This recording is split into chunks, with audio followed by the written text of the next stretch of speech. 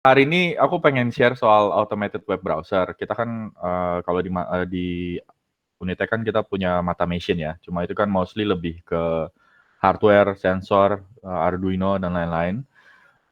Tapi automation itu sendiri juga bisa sebenarnya bisa software. Apa yang aku pengen tunjukin hari ini adalah gimana cara automate user interaction sama ke browser atau web application. Namanya automated web browser. Tools yang aku pernah pakai dan aku mau share sekarang itu adalah Selenium. Jadi nanti kalian kalau misalnya ada waktu bisa lihat-lihat Selenium website. Itu Selenium web browser itu apa gunanya? Itu web browser automation, dia provide extension untuk emulate atau simulate user interaction sama browser. Jadi apa yang user bisa lakukan di browser itu Selenium web driver bisa bisa simulasi itu, bisa membuat itu juga, melakukan hal yang persis yang sama. Nah, ini biasanya waktu itu mereka primarily dibuat itu untuk testing purposes. Jadi kalau kamu punya website atau aplikasi, kalau ditambahin Selenium WebDriver ini, kita bisa buat script-script yang otomasi gimana cara user interaksi sama web application kita, terutama kayak Matadu gitu kan. Terus udah gitu dia juga bisa sebenarnya kayak administration task, kayak testing, dan itu bisa diotomasi juga pakai ini. Kayak Matadu mungkin kita bisa otomasi uh, buat customer di Matadu, udah gitu di customer itu buat invoice, buat SO, buat invoice, atau enggak buat vendor, buat nanti buat purchase order, dan lain-lain gitu lah. Dan bisa dicek di setiap stepnya itu bisa dicek. Kita bisa ngecek sampai oke, kalau ini invoice terbuat apa semua masuk ke COA yang benar apa enggak gitu loh. Itu semua bisa diotomasi semua lewat Selenium WebDriver ini. Nanti aku akan contohin juga gimana caranya dengan simple. Idenya adalah gimana kamu harus pertama breakdown dulu step sama action yang user buat sampai to the detail gitu loh. Karena itu kan aku sering kali kan push kalian untuk breakdown things to the smallest detail, smallest task gitu kan. Kita pakai portal, pakai agile, project kalian aku udah kasih berapa pointer soal project management, bikin project map, terutama kemarin Amel ya kan sama Oki, kalian bikin project map, terus ya yang lain juga bikin tas-tas di portal. Itu semua itu sebenarnya idenya adalah bukan cuma untuk aku supaya gampang manage semua project yang ada, tapi juga sebenarnya kalian latihan. Aku bisa aja buatin tas-tasnya semua buat kalian. Cuma aku pengen kalian latihan breakdown project atau tas yang besar satu persatu dan step by step. Nah, intinya kayak kalau browser ini kan apa yang sebenarnya sampai breakdown-nya itu seperti apa contohnya ya. Pertama kita kan kalau misalnya itu kan kita start browser ya kan. Terus kita open URL biasanya kan. Misalnya buka Google, buka Matadu atau apa. Tapi setelah itu kan kita cek dulu kebuka nggak website yang benar. Itu juga sebenarnya step-step sendiri. Udah gitu kita do action, kita ngapain? Kita ngeklik, kita input something, kita login atau apa, terus kita cek bisa nggak loginnya apa semua itu kan sebenarnya buat kita tuh kita kalau misalnya kita sebagai user kita kita melakukan itu udah otomatis. Tapi yang otomatis itu sebenarnya kita harus breakdown lagi. Nah, sama seperti halnya kayak kalian membuat task tertentu untuk develop something, bikin coding something, semuanya itu sebenarnya otomatis. Kalian udah ada test environment, ada apa, langsung coding, langsung masukin di Git. Cuma itu sebenarnya tes step by step itu, ada step by stepnya. Nah, itu bisa dibagi, bisa dibuat task di portal supaya kalau misalnya ada kendala apapun kalian tidak akan bisa melakukan task itu, orang lain bisa take over. Itu satu alasannya. Tapi juga sebenarnya adalah melatih cara pikir kalian untuk mikir lebih detail dan lebih tertata. Ada plan tujuannya adalah ada plan besarnya dan kalian bisa ikutin.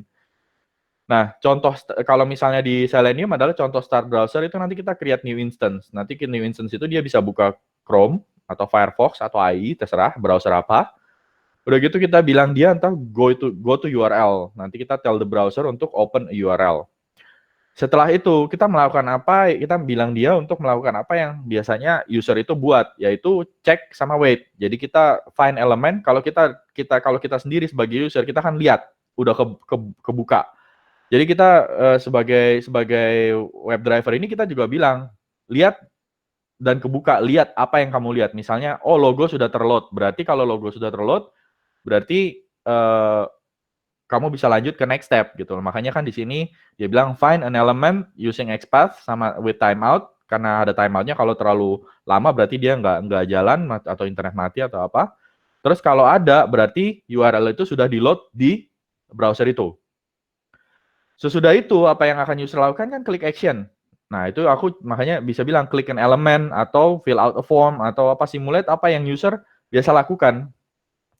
Nah apa yang user biasa lakukan itu kan bisa diisi dan kalian bisa ngecek juga. Kalau kita kan pakai mata kita ngelihat oh keisi gitu kan.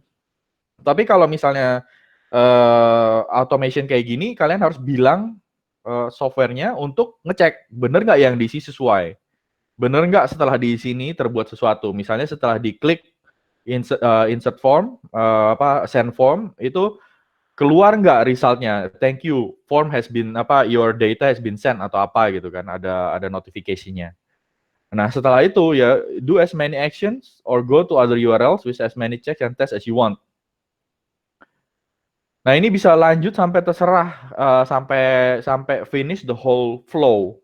Atau enggak dipotong-potong, sekali lagi balik lagi ke kecil-kecil, potong-potong. Mungkin kita ngecek dulu user udah dibuat, kalau di Matadu, buat customer, cek dulu customer udah terbuat belum, terus udah customer udah terbuat, terus delete customernya. Kan kita juga harus ngecek, kalau delete customer atau archive customer atau apa itu bekerja atau enggak gitu. Jadi itu satu step. Sudah gitu, step kedua adalah sama persis step pertama tanpa archive customer. Adalah buat customer, terus customer sudah terbuat atau belum, terus buat SO. Nah, terus setelah SO buat validate, terbuat nggak DO-nya gitu. Itu juga bisa. Atau enggak di-combine.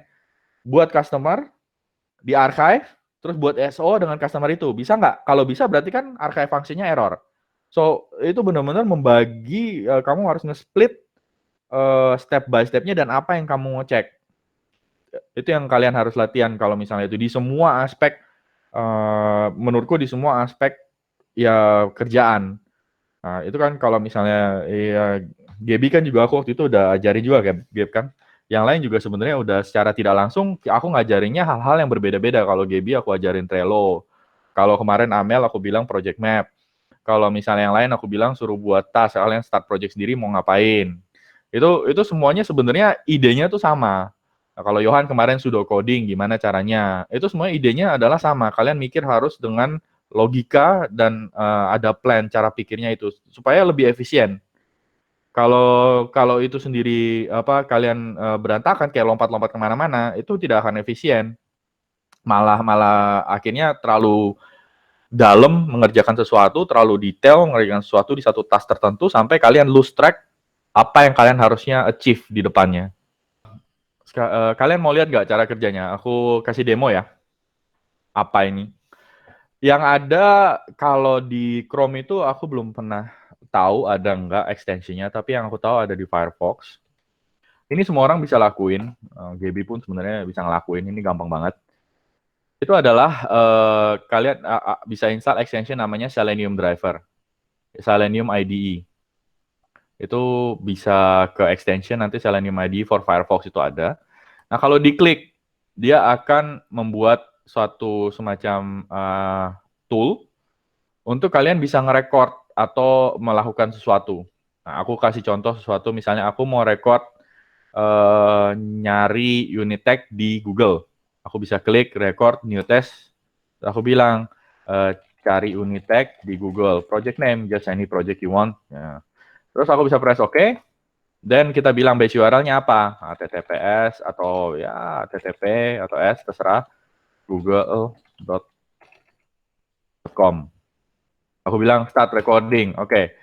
Nah, sekarang aku bekerja seperti apa yang aku mau lakukan. Aku bilang type unit tag solusi. Enter. Oh, ada. Terus aku scroll ke bawah, terus aku klik misalnya home. Oke, berarti unit tag itu ada. Aku tutup. Ini aku tutup. Terus aku stop recording. Terus aku bilang test name, simple, search, and click. Nah, apa yang aku lakukan dia udah nge-record. Dia nge-record, dia buka browser google.com, dia set window size, bisa di-delete, bisa terserah, di set window size. Dia type teks solusi di target yang tadi di search-nya, di Google search-nya ini kan. Nah, udah gitu apa yang dia enter, terus dia klik yang tadi, klik ke elemen yang keberapa, search result yang keberapa. Nah ini kita bisa tes, run tes. Apa yang dia lakukan, dia akan buka, dia cari teks solusi, dia buka teks solusi, dia klik terakhir. Lihat nggak? Nah, tapi kan kalau dia ngeklik ini kan kita close langsung, dia nggak nunggu. Kita nggak bisa lihat buka sesuatu apa nggak. Nah, makanya setelah kita buat record awalnya ini, struktur awalnya, kita bisa bilang kita tambah sesuatu. Misalnya aku bilang tambah wait atau enggak. Aku record lagi aja dulu. Ini aku delete close-nya. I can start recording again misalnya. Sampai di sini, aku start recording again.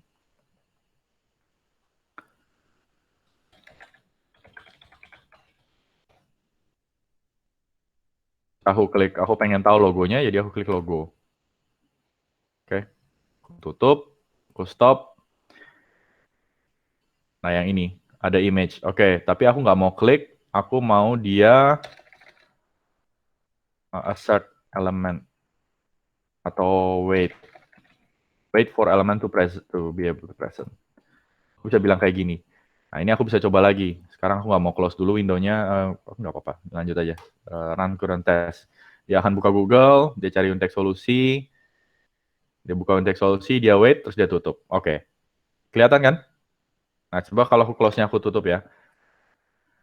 Dia buka Google, dia cari untuk solusi, terus dia stop di situ harusnya.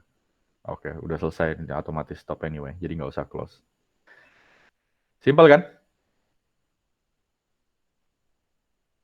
Halo, nggak ada yang jawab ya? Yes, simple Pak. Oke. Yeah. Bisa juga aku mau assert, basically aku kasih contoh yang lain ya. Ini aku ada project yang kemarin aku siapin buat presentasi ini.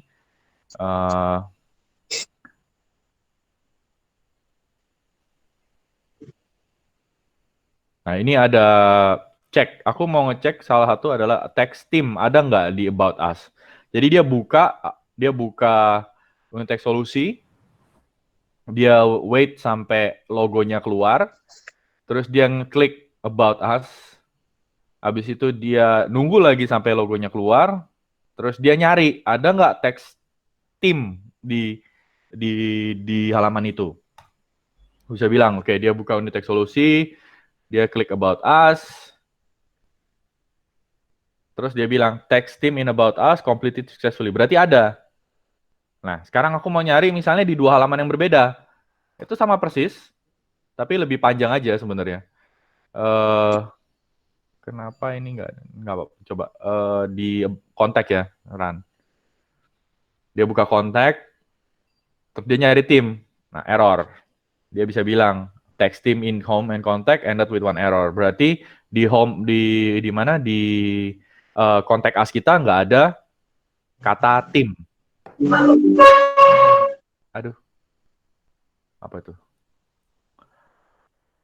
Nah itu benar. Kalau misalnya aku search di sini di kontak us, aku search tim, nggak ada. Kalau misalnya aku search tim di about us, itu ada banyak malahan.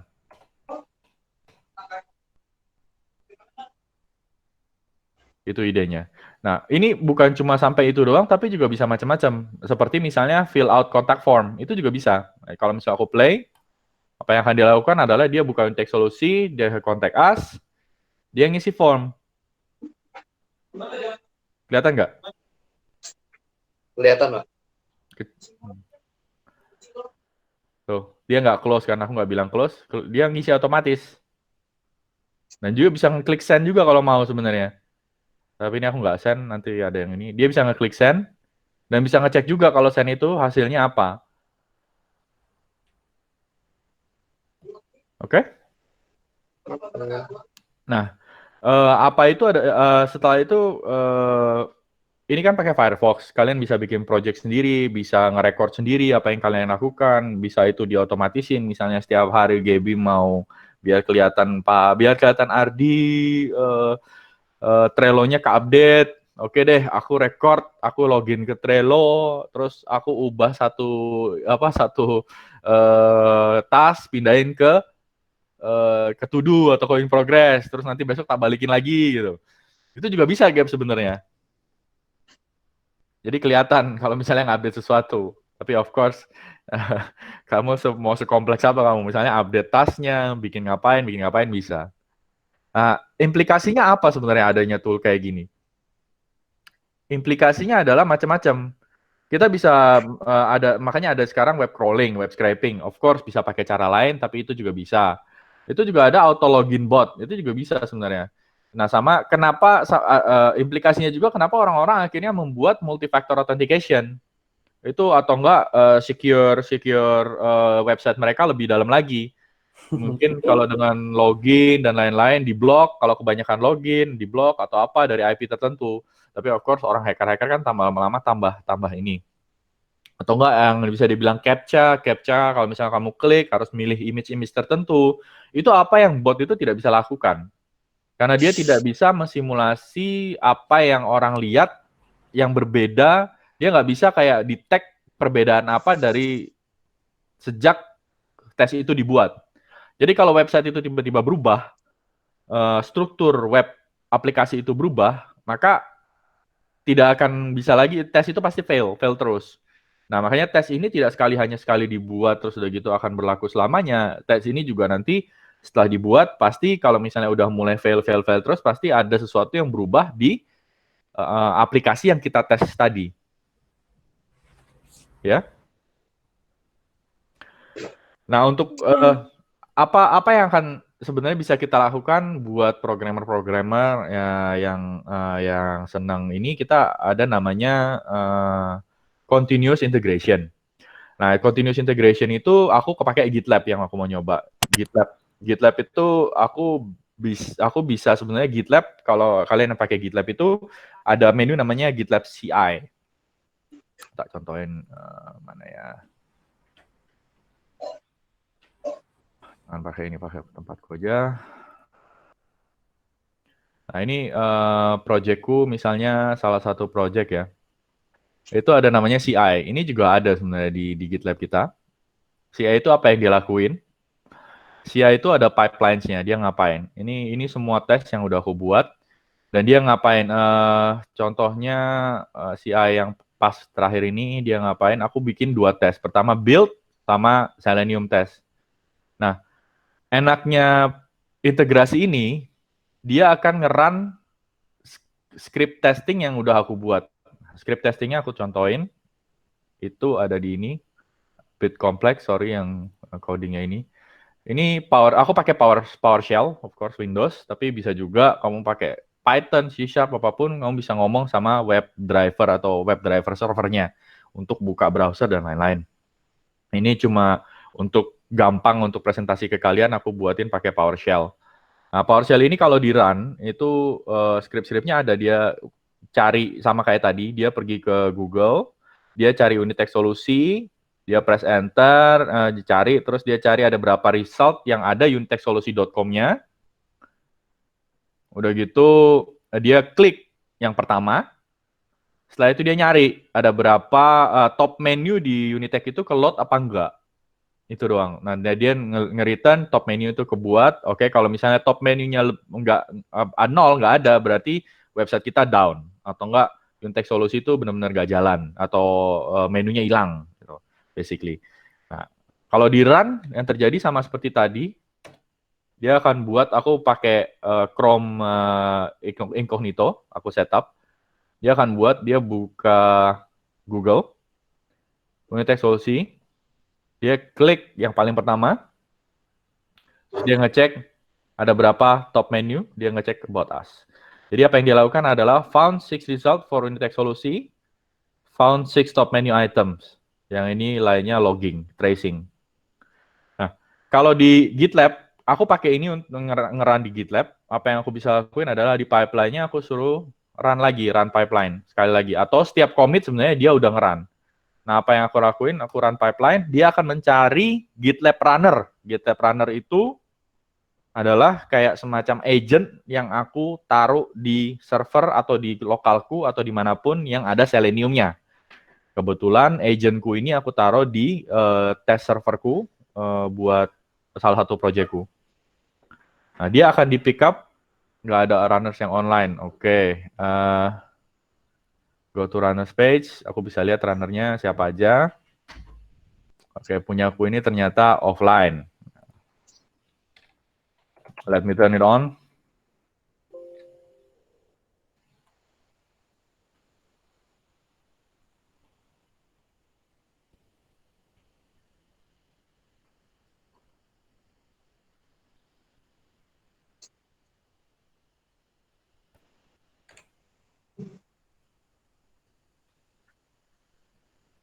Seems like it's running.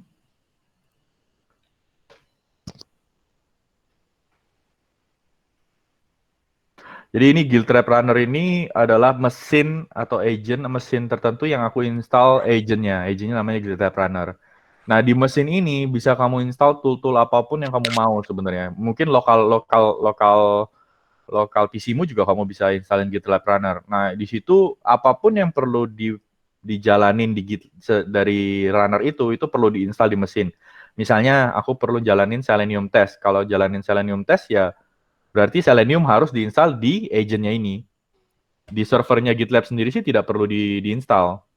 Dia cuma perlu diinstal di agentnya.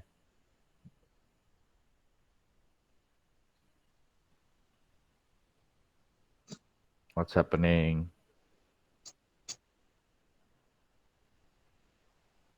Okay. I'll just choose another runner, which is komputerku sendiri. Udah. Let's see.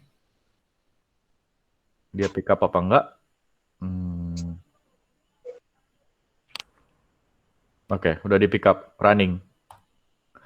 Nah, dia sekarang lagi nge-build. Kita bisa klik build-nya. Dia akan keluar semua yang tadi aku lakuin.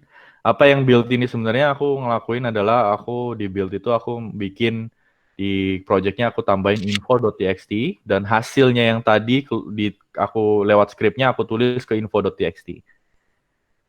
Nah ini kan sama persis loginnya, lihat nggak? Ini dijalanin di background, di komputerku di background. Jadi aku nggak ngelihat sama sekali kalau Chrome-nya itu sedang jalan. Nah dia sama persis.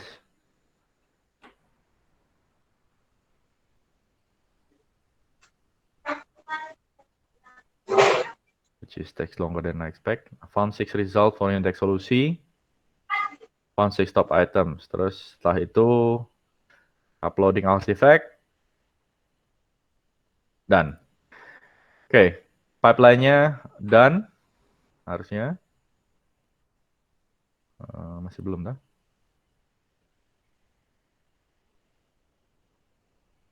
Oke.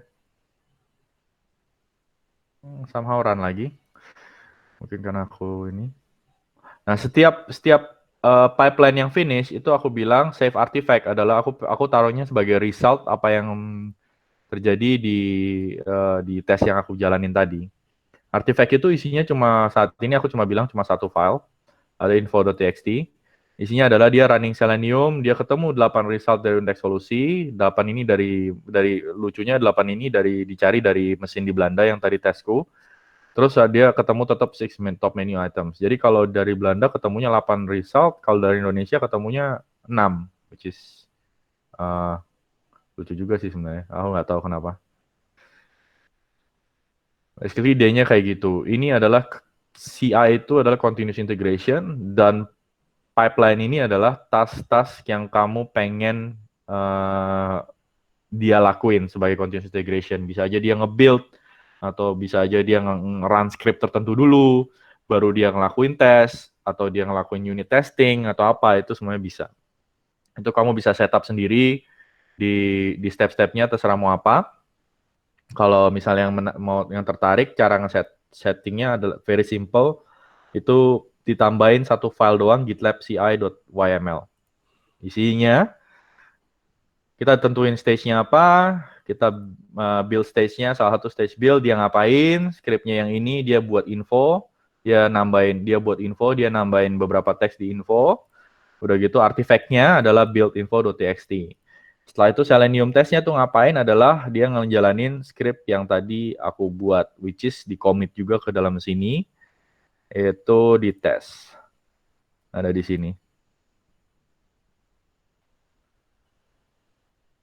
Nah, ini ya gitlab.ci.yml ini ya sebenarnya bisa as complex as possible, terserah. Dia bisa jalanin buat any machines that you want, depending on mesin itu apa. Makanya di sini nanti ada teks, ada apa. Jadi beberapa project tertentu kan nggak boleh di run misalnya di Windows. Beberapa project tertentu bisanya di run di mesin yang ada Python atau ya mesin yang ada apa gitu kan. Itu bisa di tag semua.